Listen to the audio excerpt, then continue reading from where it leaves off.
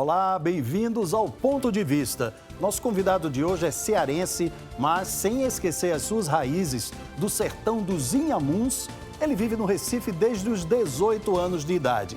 Aqui, estudou medicina, exerceu a profissão por décadas, mas ao mesmo tempo, sempre cultivou o amor pela literatura e se tornou um dos expoentes da literatura brasileira atual. Hoje eu tenho a honra de receber o escritor e dramaturgo Ronaldo Corrêa de Brito. Ronaldo, seja muito bem-vindo. Muito obrigado, Fernando. É uma honra estar aqui no seu programa. Bom, vamos conversar então. Vamos começar pelo Baile do Menino Deus, né? O Baile do Menino Deus foi escrito nos anos 80, né? E desde 2004 é representado no Marco Zero, no centro do Recife, e é um marco realmente do Natal aqui em Pernambuco, né? E tem essas origens nordestinas, né? Em vez de renas, Papai Noel, a gente vê personagens da cultura popular brasileira, da cultura popular nordestina. Como foi que você teve a ideia de fazer esse alto de Natal nordestino? Na verdade, a ideia surgiu com o meu parceiro, Assis Lima, e comigo. Nós convidamos o maestro Antônio Madureira, compositor, um grande músico brasileiro, para criar o que nós chamamos de trilogia das festas brasileiras.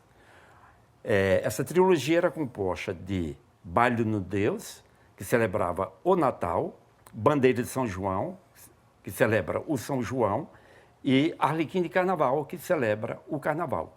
Então, esses três trabalhos foram intercalados com 2 anos sem edição, mas, no geral, começando pelo Baile do Menino Deus, nós gravamos um disco, lançamos o espetáculo e fizemos um livro. A mesma coisa com o Bandeira de São João, a mesma coisa com o Arlequim de Carnaval. O interesse era criar um Natal com raízes brasileiras, nordestinas, ibéricas, onde as figuras principais, Maria, José e o Menino, voltassem a ser os personagens fundamentais dessa brincadeira.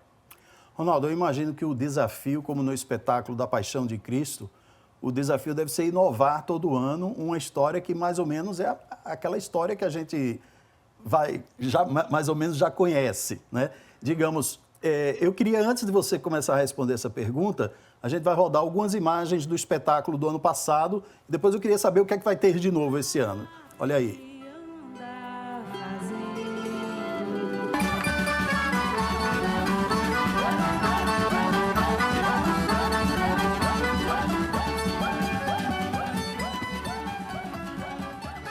Então, o que é que tem de novo nesse ano no alto do baile do Menino Deus, no alto de Natal?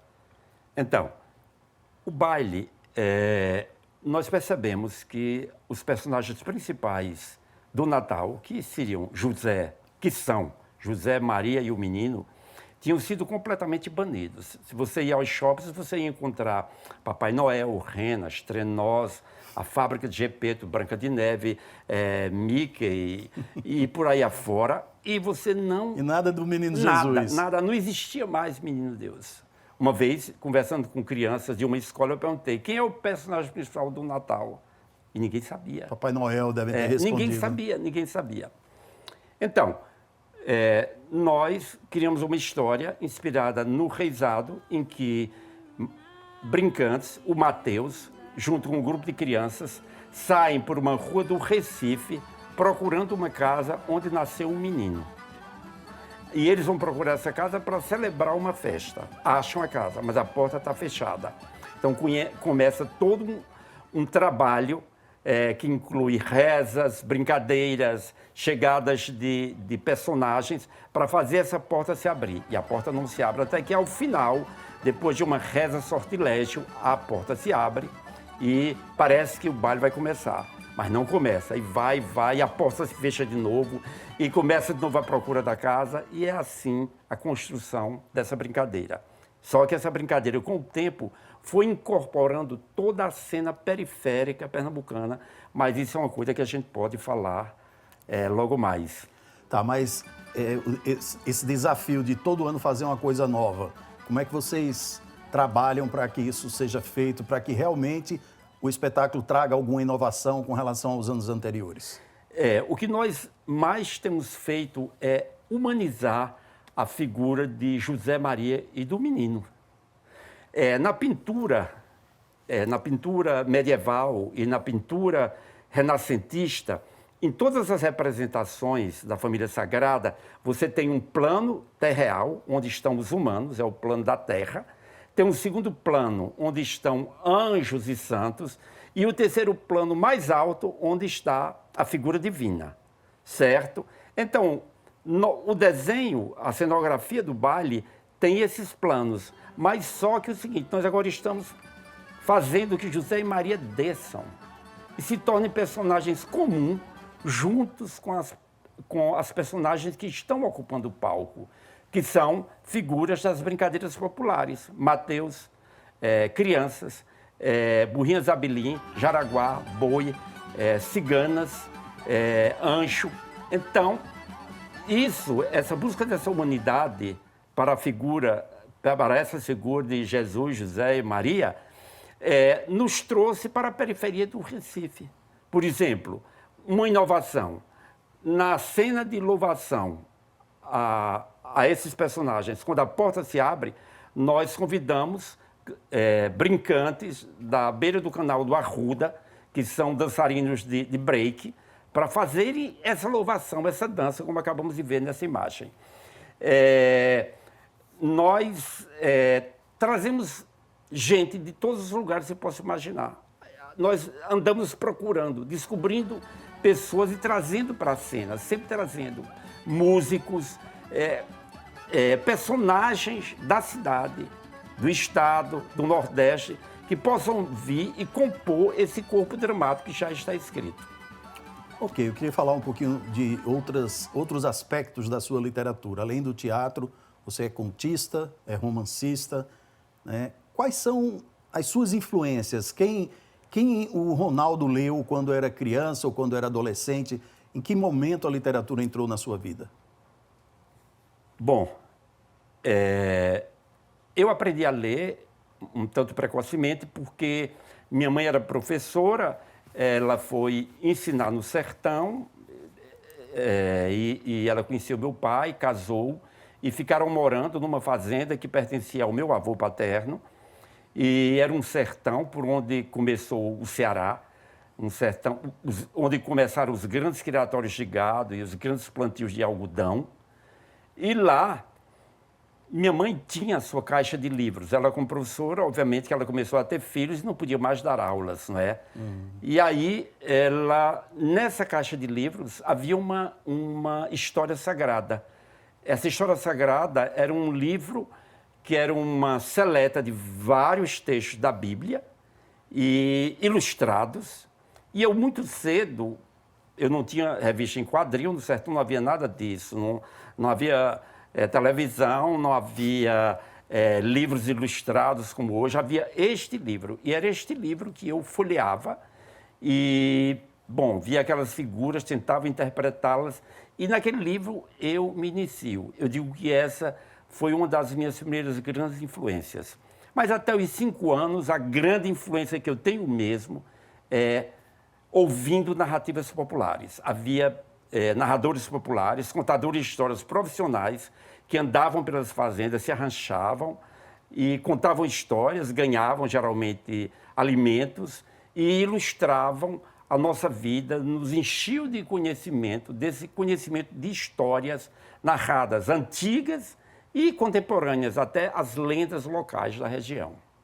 E em termos de escritores, Ronaldo, quais foram os escritores que despertaram mais você, que deu vontade de você ler outras histórias deles? E, enfim, aqueles escritores que possam ter, de alguma maneira, influenciado a sua literatura. Bom, a gente sai do sertão dos Inhamuns e vai para o Crato. O Crato era a segunda cidade maior do Ceará. Havia 5 cinemas, eu ia quase diariamente ao cinema e tinha acesso a uma biblioteca de um primo, onde eu lia Machado de Assis, José de Alencar, lia Graciliano, lia Jorge Amado, lia... E esses escritores passaram a me encher de ideias. Eu gostava muito de ler, eu estava sempre lendo. E eu lia muito também numa biblioteca da diocese. Aí eu lia muita literatura ruim, tá entendendo? Eu lia Vidas de Santo. Eu nunca vi tanto derramamento de sangue na minha vida como num livro que se chamava Perseguidores e Mártires. Então era uma mortandade, tá entendendo? Mas o bom e o ruim se juntam e lhe formam. Eu lia muita literatura de cordel, ia para as feiras, e nas feiras havia muitos tocadores de repente, tocadores de rabeca que cantavam romances antigos, havia pessoas que liam cordéis, e tudo isso encheu a minha cabeça. Criou o meu imaginário, além do que eu via muito teatro popular, eu via muito rezado, via muito Alto de Lapinha, tudo aquilo me encantava demais, eu era muito deslumbrado, era muito curioso e tudo aquilo me marcou. E muito cedo eu comecei a escrever, e comecei a escrever peças de teatro por encomenda da escola, diálogos, monólogos. Em suma, eu fui entrando nesse ofício sem nem me dar conta, tá entendendo? Mas nunca imaginei que iria sobreviver dele. Eu tinha que escolher uma profissão ou outra, que não necessariamente que foi a medicina. Escrita, que foi a medicina. Que foi a medicina. Daqui a pouco a gente fala um pouquinho mais sobre ela. Esse aqui é o último livro não o último livro, o livro mais recente do Ronaldo Corrêa de Brito, Rio Sangue. E já a gente vai falar sobre ele e também sobre o papel que a medicina teve. Eu acredito que a medicina tenha tido, de algum modo, algum papel na sua literatura também, né? Então a gente volta já no próximo bloco com mais Ronaldo Corrêa de Brito. A gente volta já.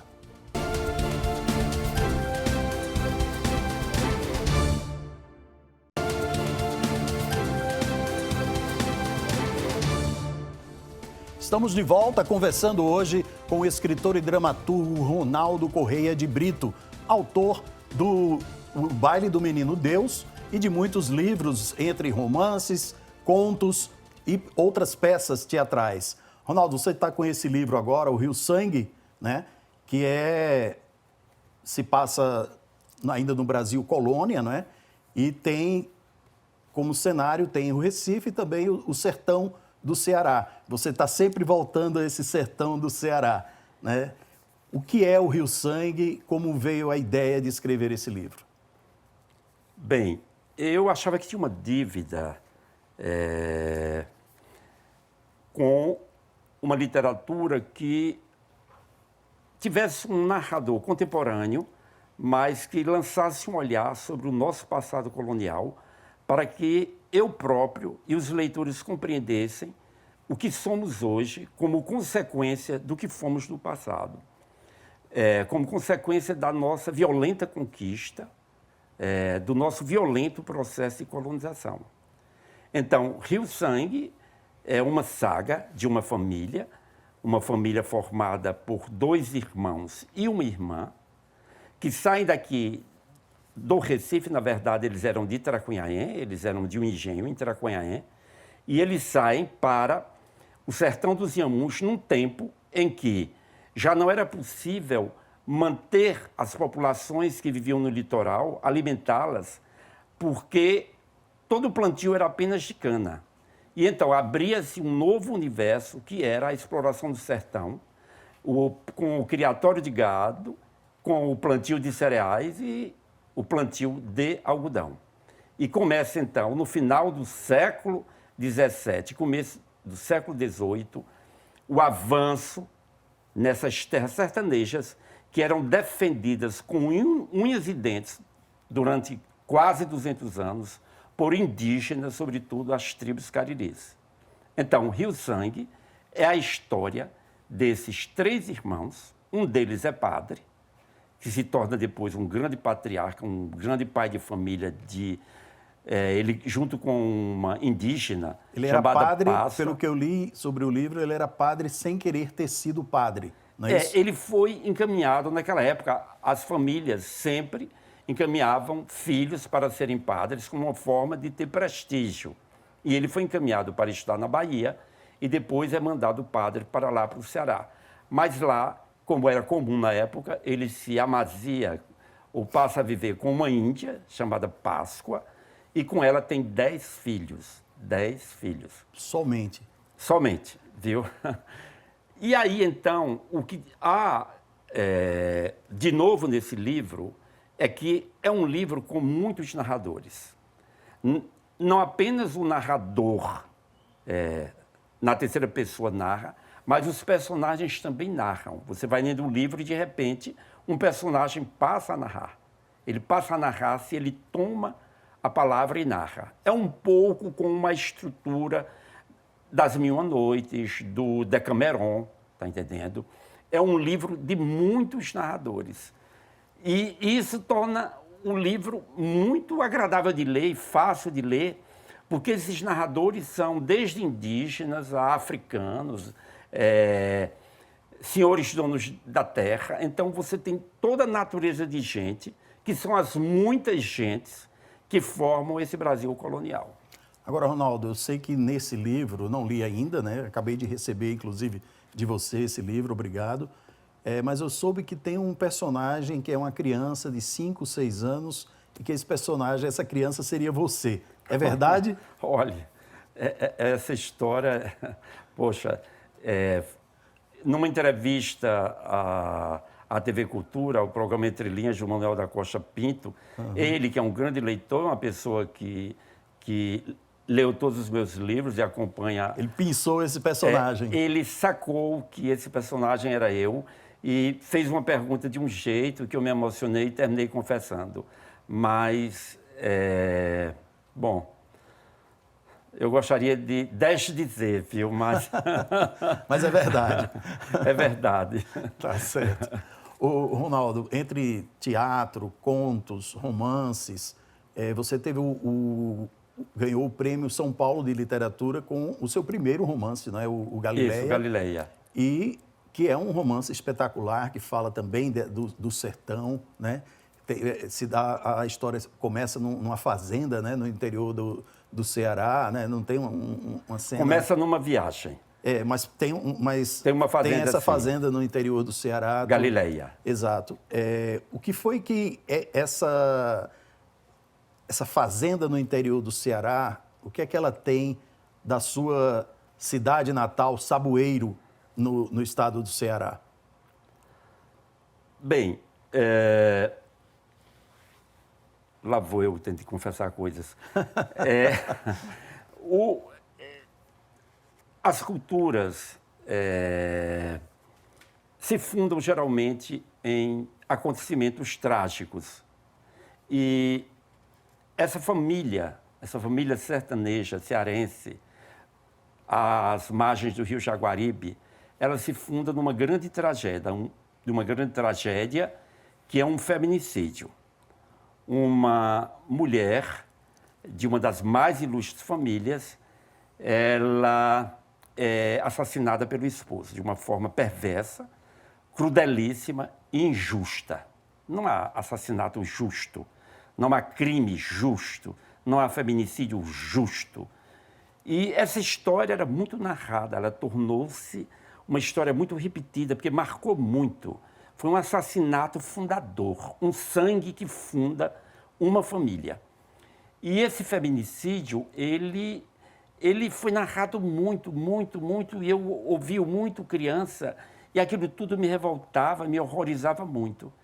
Aí eu acho que eu quis narrar essa história muitas vezes, como uma forma de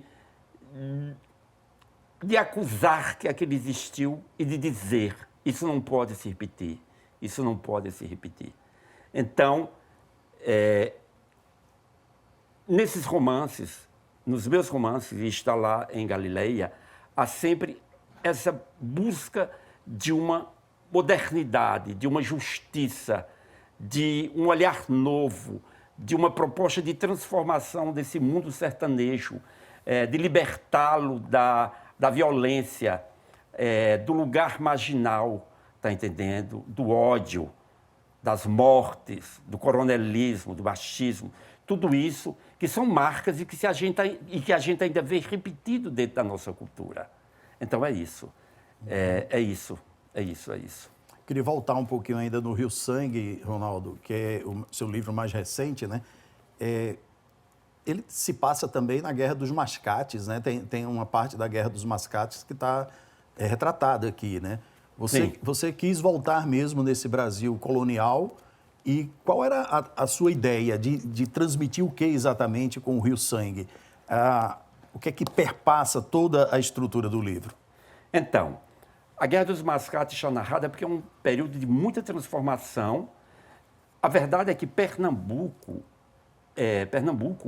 era o estado mais importante do Brasil colonial até a chegada da família real. A chegada da família real foi um desastre para Pernambuco e para essa região que depois veio a se chamar Nordeste. Não havia essa divisão. Nós éramos chamados de o Norte.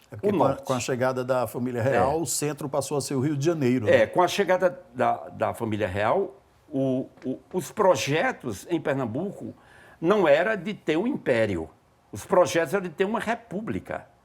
Em 1817, nós fazemos a Revolução, que terminou com banidos e muitos mortos. E nós fomos penalizados com a perda de um território que foi o estado de Alagoas.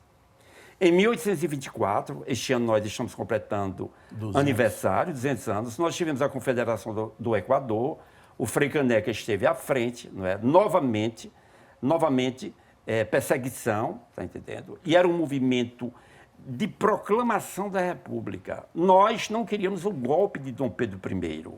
Dom Pedro I deu um golpe.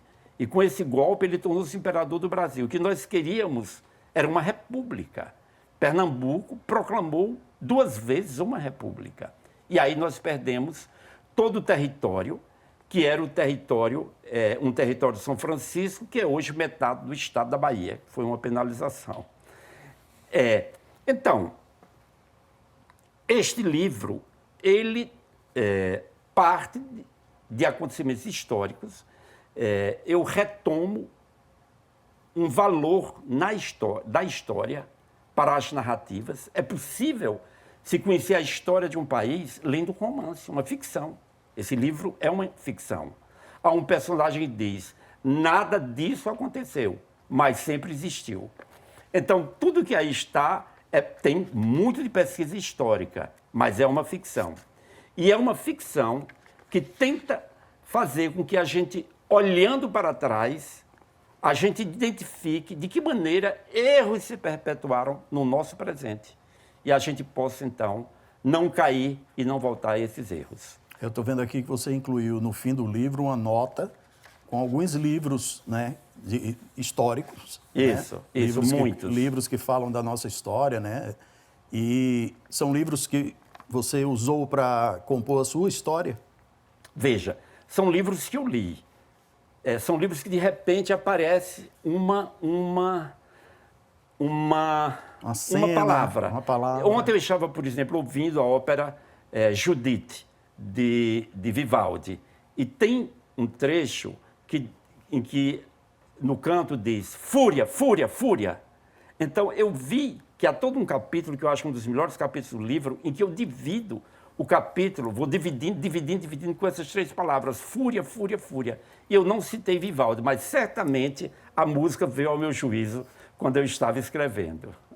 Ronaldo, como é que você tem acompanhado hoje o atual momento, né, do mercado editorial brasileiro? As pessoas dizem sempre que o brasileiro lê pouco. O brasileiro está lendo mais, na sua opinião?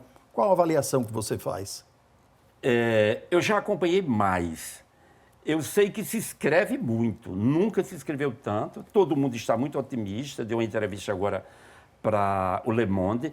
E há um otimismo de que a literatura brasileira está muito bem. Ela esteve muito bem. Nos últimos anos do governo Dilma, nós tínhamos a melhor política de tradução do mundo. O Brasil era o país com a melhor política de incentivo à tradução do mundo, assim, reconhecido do mundo todo. Eu acho assim, que a leitura pede um silêncio, pede uma introspecção, pede um estar sozinho, pede solidão. E eu acho que a nossa vida tem se tornado cada vez mais dispersiva, mais para fora, e que isso é o oposto do que a leitura pede. Bom, se considerarmos o que se lê no celular, o que se lê no computador, o que se lê de mensagens de WhatsApp, as pessoas estão lendo muito. Mas eu acho que há mais edição de livros e que o total dá um número muito grande de tiragem, mas que eu acho que não há tanto prestígio para a leitura como já tivemos anos atrás. Ronaldo, eu queria encerrar falando um pouquinho, eu sei que seus livros estão traduzidos em outras línguas e eu queria que você falasse um pouquinho sobre as traduções, né? O Galileia, por exemplo, eu queria falar não só sobre as traduções para idiomas conhecidos como inglês, francês, espanhol, mas também para idiomas quase exóticos para nós brasileiros, né? Como é que você se sente quando vê o Galileia, por exemplo, escrito lá em hebraico, finlandês, búlgaro? Qual a sensação que dá? Bom, primeiro eu invejo Guimarães Rosa, que lia muitos idiomas, invejo o diretor da Biblioteca Nacional, meu amigo Marco Lucchesi, que foi presidente da Academia Brasileira de Letras, que acho que ele lê pelo menos 40 idiomas, está entendendo? E, bom, eu fiquei muito feliz com essa tradução para o hebraico, por exemplo. A minha agente, ela segurou o romance muitos anos, porque ela só queria que um certo tradutor traduzisse o livro. E aí, quando eu recebi os livros, eu achei tão bonito ali, eu queria tanto saber o hebraico, e eu vi que eu teria que começar da última página para o começo, né, uma leitura ao contrário, mas foi só o prazer de cheirar o papel, olhar as letras e dizer, bom, eu estou traduzido em hebraico, pela segunda vez, porque eu já havia sido traduzido na revista Granta. Deve ser muito bom, uma sensação muito boa, né? Ronaldo, muito obrigado pela entrevista, foi um prazer receber você aqui. E eu queria encerrar dizendo para vocês assistirem ao Baile do Menino Deus, que começa agora, nesse mês de dezembro todo, né? E não percam, é um grande espetáculo. E a gente volta no próximo sábado. Para mim, é um grande prazer contar com a sua audiência. Até lá!